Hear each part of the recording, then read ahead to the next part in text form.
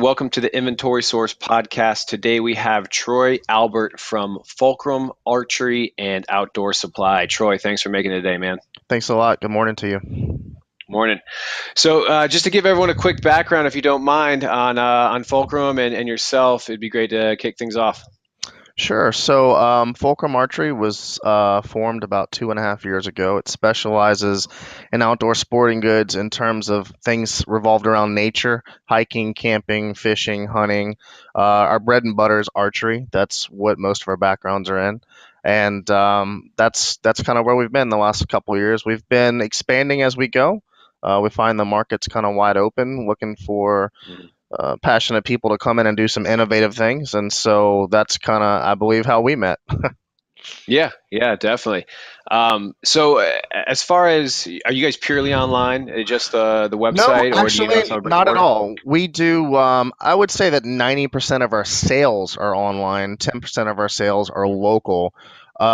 Our local presence is actually more geared around service and giving back to the industry. For example, we do a lot of community outreach programs where we Mhm. partner up with a lot of nonprofits or go to elementary schools and do demonstration days where we're trying to just give people information and do demonstrations to get people outside. The whole concept is to get kids back outside, whether it's camping, hiking, fishing, archery.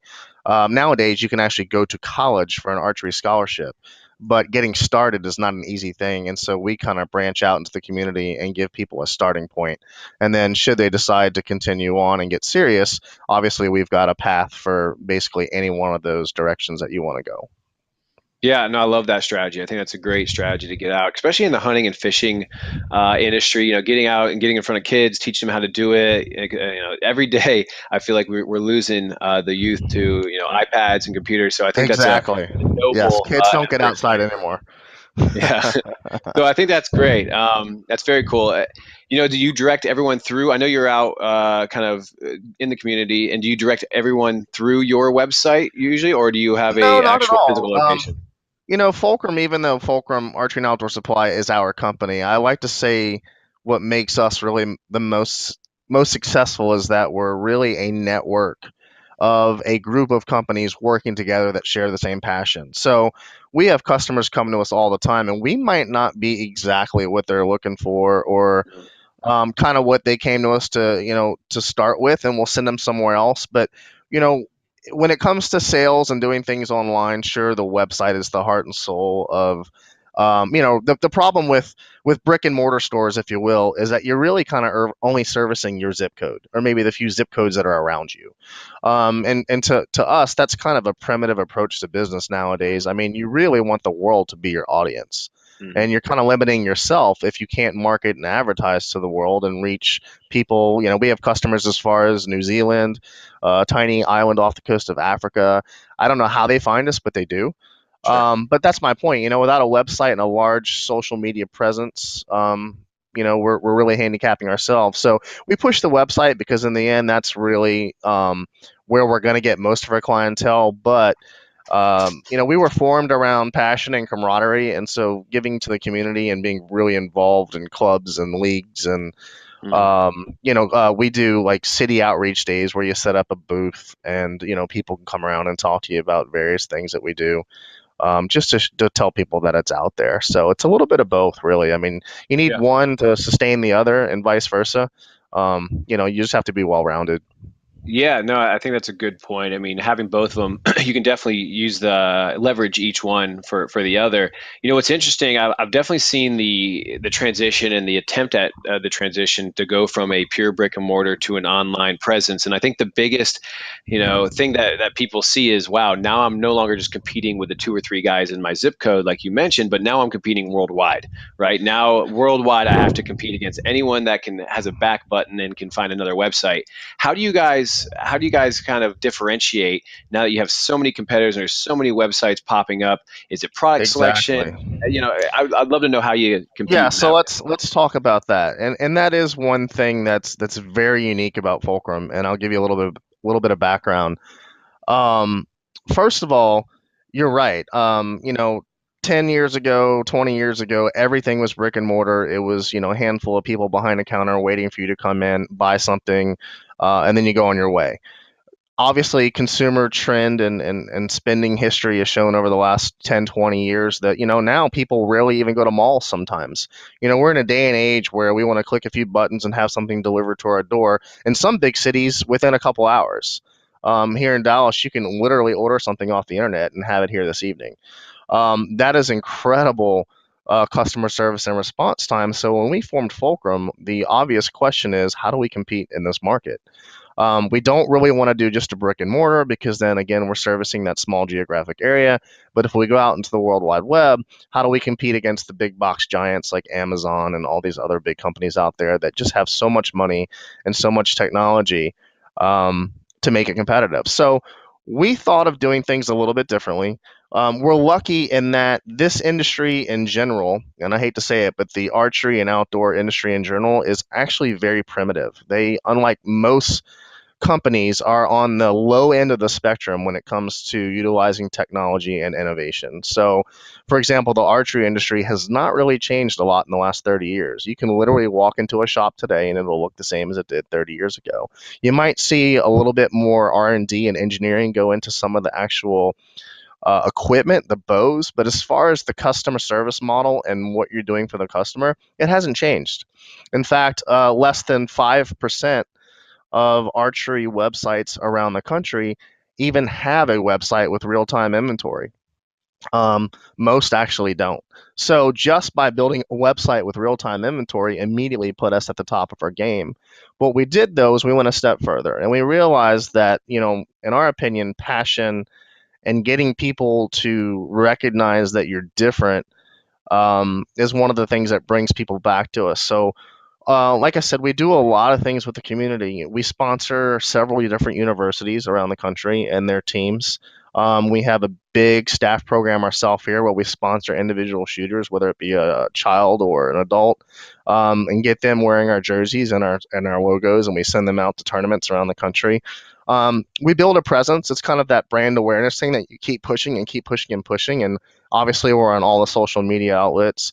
And so from a customer perspective point, it's just been a matter of saturation and passion is really kind of put us out there, from that angle. But from the technology angle to compete really with everyone else, um, what we did, and obviously, it's nice that we're talking about this. Inventory Source, your company, was actually an integral part in our success because that enabled us to, in a sense, go from more of a brick and mortar dealer to customer business model to now we're able to work with distributors all over the world, and they've got warehouses with millions of products shrink wrapped sitting out there waiting for a big box company to come and buy it. So because of Inventory Source, we've been able to go in and hook into that inventory, and now we can service our consumers with millions of products, with same day shipping. And because we have low margins, because we don't have to have all the employee overhead and all these giant buildings and all this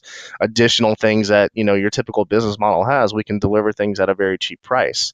So the combination, I said, of being passionate, being customer service driven, but then having the innovative technology behind the scenes to be competitive has really kind of led us in the industry now. So we've been in business 2.5 years. The first year we grew 40%. This year we are trending at 130% growth. And this is when the industry as a whole is taking a downfall. You're lucky to make 10, 20% in Wow. this industry right now in terms of growth, and we are having triple digit. Wow. And right now, when we look at our breadcrumb trail of what's in front of us for at least the next 6 or 12 months, we can't possibly um, we can't possibly keep up. We're growing faster than we can handle it. As a matter of fact, a big testament to our growth happened this past week. When we first went in business 2.5 years ago, we reached out to a couple of very large manufacturers and we tried to explain our business model to them, and they laughed in our face and said, "Hey, look, we appreciate that, but that's just not how this industry does business." Well, fast forward 2.5 years later, the data speaks for itself. Now they're calling us, wanting to take us to dinner, talk to us, become our premier partners, and do business. And so What we're specifically, obviously doing you know, something wrong, right? yeah, What's that? Charlie, if you don't mind me, yeah, if you don't mind me interrupting, what specifically kind of, when you said I explained our business model and they kind of laughed, what was the big disruptor that kind of Yeah, they the were the going big against? disruptor is, there's still a lot of industries out there where they are so focused on or they would like to say they're so focused on the customer model of, giving customer support that they want to force you into a shop, a brick and mortar, to actually talk to someone, and purchase something. The problem with that is, you're limited to what's in inventory in most of these shops. And, we all know that inventory that doesn't sell becomes stale product and eventually potentially a risk. So a lot of these shops don't carry a lot of unique items. They kind of stick to run of the mill type things. Um, and they don't have a big web presence. It's just primitive thinking, narrow minded. They didn't want to get out of the brick and mortar. We want our customers to come to the store. And, 2.5, Right. 3 years later, most of these shops have closed up. And, here in Dallas, it's a big city. It's a lot of money out here. It's a very good economy. But these shops are closing up because people just aren't shopping there. You Yeah. can go to Amazon and buy this stuff. And like I said, have it to your house tomorrow. Now, there's still a time and a place to have a shop to go talk to and work with an expert. And obviously, we do that too. We service a lot of the North Dallas community. Um, but we also try and partner up with a lot of the shops that are here in Dallas. We don't want to step on our competition. We actually want to work with them. Right. So believe it or not, when it comes to a lot of local sales, we actually try and steer our people toward our partners rather than buy off our website. We have the whole world that we can go out and Interesting. make money off of. We like to support our local community. Sure. So, and it makes sense because your industry and just like all the other industries we see, it's very similar. They use you must have a brick and mortar. At least when I say they, the distributors really, they want to look to see you have a brick and mortar. That means you're a legit retailer. You're a real company that kind of understands retail and can work with us. But like you said, that's really not the best indicator anymore. But I think what we've seen is that because it's made, Shopify and BigCommerce and, even the newer versions of WordPress and WooCommerce and, all these kind of websites that make it very easy for anyone to start a company in a retail, online retail store. It's interesting to see how distributors and brands have to kind of, allow these retailers to pass the sniff test on, I want you to sell my products and you're going to be a good partner with me versus, someone that kind of just wants to get started drop shipping, has no idea how to do anything, is going to quit in a couple months. So I think it's interesting to see how that evolves. And really, as you mentioned, you can provide great customer service and do all that stuff online. How these distributors are able to determine who the ones they want to partner with. Any insight on that? On how now that people are becoming, everyone can jump online, and now that there's people that are pure online that Yeah, have, their presence there. How do you kind of see absolutely. that playing out? So that, and to be honest with you, that's still a struggle today, being labeled and stereotyped. Mm, Some people, when we first started our business, we had the nickname of the Basement Bandit to give you an idea of just how nice. nasty, it was out there in the community across the country, because we were making such a ruckus. And we didn't really have a traditional brick and mortar, so people immediately tagged us as they're just a quick company trying to throw up a website and sell some product and make a quick buck. And to be honest with you, today, even though we have distributors, even our distributors, and I'm not talking dealers and manufacturers, our distributors still have to adhere to a lot of policies that are given to them by the manufacturers. We have thousands of products that we cannot put on our website because manufacturers have told them you cannot sell this or drop ship this item, because we just want to protect our actual dealers. And so, we have people call us all the time and they're like, hey, why don't you have this popular product on your website? And I'm like, well, our agreement with our distributor doesn't let us, publish that. So even now, 2.5 years later, 130% growth, national recognized name, we still are having major problems pushing products and getting the right products to consumers because people are not breaking out of that mold still. So how we deal with it, we spend a lot of time trying to build, I refer to it often, we spend a lot of time trying to build the network with manufacturers that are passionate and are being innovative and want to get out of the box and really think about how to drive this industry. So, if you've got 50 manufacturers out there, half of them might not want to play ball and the other half might. And for the ones that sit down and actually give us more than 5 minutes of their time and realize that it's not just an online vapor store where we're just moving product and not doing anything. If you really hear the Fulcrum story, you'll realize that we're doing 10 times more for the community and the industry than these brick and mortar buildings that you're so-called protecting. And so it Right. just took time to sell the story. It took time for people, for customers, for our shooters, our staff to get out there and spread the word. And now it's kind of snowballing, and people realize that it really is passion before profit for us. And that model has kind of just driven the business. And once manufacturers talk to us, we're like family with some of these guys. We talk to them so often, and it's just been really successful. Very cool. Hoping that as we go forward, some of these distributors and manufacturers will loosen the reins a little bit. But Yeah. here's the thing: if you sell a product and you don't want us to sell it, the guy next door has a similar product and will let us sell it. We're going to do everything we can to sell that other product. Sure. We'd love to sell yours too, to make the market fair and give our consumers the best options they can. But it's up to them in the end if they want to adapt to this new Yeah.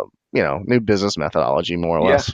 and kind of like you just alluded to, adapt or die. It's one of those things where they're not selling to you, then their competitor that's a little bit more forward thinking, and kind of realizing the shift in retail, and really the supply chain in general, that's kind of happening right now. I mean, it's interesting to think that what's the next step. I think a lot of these brands, manufacturers, even distributors, instead of looking at if you have a brick and mortar, maybe they've got more tools to evaluate your website traffic or your sales volume.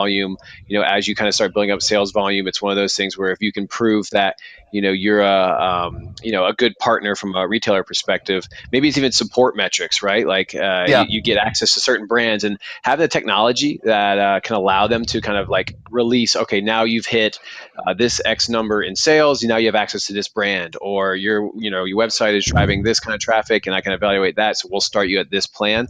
I think that is kind of the future of evaluation versus, like you said, just kind of looking to yeah. protect these brick and mortars, which They, are kind they of abs- closing down. yeah, they've got to do something. I mean, the internet's not going away. The trend is definitely not going back toward a brick and mortar. The bad thing, and I hate to say this, I've said this about the industry, is it really is kind of behind the times. Most of the archery, hunting, and fishing industry, a lot of it's in rural areas. A lot of it even in big cities, is owned, supported, and operated by people that not to knock on one type of demographic or another, but they're not innovative technology specialists that know how to go out and build a website. They don't know how to go out and do real-time inventory and do social media and make movie trailers about your business and do all these things. So the downside is, unfortunately for the industry, people just don't have the background to make the leap to where consumers are going. And I guess that's where Fulcrum was lucky, is I Yeah. personally have a 20-year history in the technology industry. So I knew the technology of it, and from being around the industry for the last 20 or 30 years, I knew how to bridge the gap and Sure. make that opportunity real. So unfortunately, not everybody can do that, and it would be very expensive to do that. But that's kind of, I guess, our silver bullet, if you will. Yeah. Well, and I think that's the new wave of retailers, right? The ones that are more tech savvy. And I'd be interested. You bring up technology and just your guys' growth path in general. What do the next 6 to 12 months look like? Do you have anything from a tech perspective that you're innovating on? Is it more Oh, marketing focused? absolutely. What's unbelievable is, like I said, 2.5 years in business, 130% growth this year. We are still what we call in the marketing world, everything is organic right now. We really haven't utilized any of the modern innovative technologies out there, like Google Analytics, Google AdWords. We haven't done any really commercial marketing. Everything has that we've gotten to at this point has literally been word of mouth, a little bit of Facebook sharing, and just being involved. So the beauty for us is, we have a very long list of to-do items internally with the staff here on where we're going to go in the next 6 to 12 months, and that list is so long that What's on the literally top? What's on the top of that list? the top right now is, as of last week, we had one of the largest manufacturers in the world for archery and outdoor sporting goods come to us and ask to be our premier partner. And so what's very unique is we're going to partner up with them, and I'm giving away a little bit of information yet that's not quite public, but it'll be a little bit of a sneak peek here. We're partnering up, and they are, one of those companies that I mentioned, and this is the Outdoor Group. I'm gonna go ahead and plug those guys. They were nice enough to step up to the table and say, "Hey, look, we heard about what you've been doing. Talk to us. because we want to do something different. And we've been hearing your name come up time and time again. So they came up to Austin, and I was in Austin last week, and they came up to Austin, and we spoke, and we formed this great partnership, and they loved what we were doing. They thought no one else in the industry was doing it, and we're going to do some neat things. Like we're going to partner up, and we're going to, if you've ever been to an innovative company, for example, if you've ever gone online to build a car, for example, you pick your color, you pick your packages, your upgrades, your downgrades. You really can, for some of these nicer car manufacturers, you can really get down to the nuts and bolts of how you like your car designed. You pay for it, it shows up at your house in a month. So, what we're doing is we're partnering with that manufacturer so people can go to our website and they can pick a starting product, and they're going to be able to build and downgrade and upgrade packages and add all these items. And in the outdoor industry with archery and fishing and stuff, no one is doing that. Now, it's not uncommon to see that in other industries, but like I said, this one's trailing. So we're going to be the first to offer people to come in and really build a complete package down to, hey, do you want us to put this together, get it tuned up, make everything it's exactly the way you want it to, full customer service, white glove experience, to where it's dropped in the mail to your door in a couple of days and you have to do nothing. So that Very cool. business model that the manufacturers are trying to push consumers to go to a brick and mortar to do, we are going to start to actually be able to do some of that stuff over the internet and tailor to our customers' needs. So that's something really big that we've got coming out this next year. And then of course, getting really involved in some of the advanced analytics of what's available online to get smarter about the way we do business. Awesome. Very cool. Well, I appreciate you taking the time today. Is there anything that I didn't touch on that you think might be helpful for anyone listening, that we maybe didn't kind of touch on in this interview? Two things really. I think I'd like to recommend to anyone out there that's listening that has a dream or has an idea of how to start a company and just doesn't know where to go. A couple of things. One, be bold in what you do. I mean, don't hold back. Give it all you've got. Be passionate. If you show that you're passionate about something, people will naturally gravitate toward whatever you're doing. And then finally, do something different. Look at what the industry is doing that you're considering, and be different. Think of something different that you can bring to the table, and then figure out what companies, like Inventory Source and BigCommerce, are going to help you achieve that goal. And I think you'll be successful. Yeah, I think that's some great advice. Looking at what's out there and being different definitely is key to retail, and I think that's some great advice. So I appreciate it, Troy. Thanks for coming on today, and I think this was a great interview. I think a lot of people will get a lot of value out of it, and thanks again. I appreciate it. Thanks a lot, Travis. Have a great one.